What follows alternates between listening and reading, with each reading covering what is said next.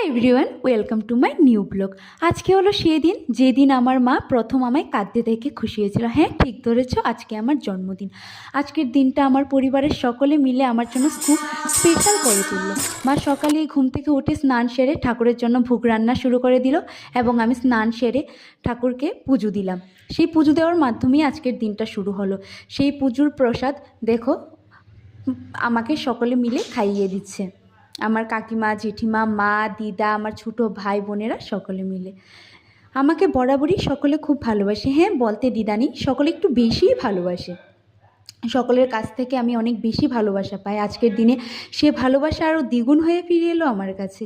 এত আনন্দের মাঝে বলো ফটো তোলার কথা কি আর মনে থাকে? শেষে কয়েকটা ফটোও তুলে নিলাম, যা তোমাদের সঙ্গে শেয়ার করলাম। আজকের দিনটা সব মিলিয়ে আমার খুব ভালো কাটলো।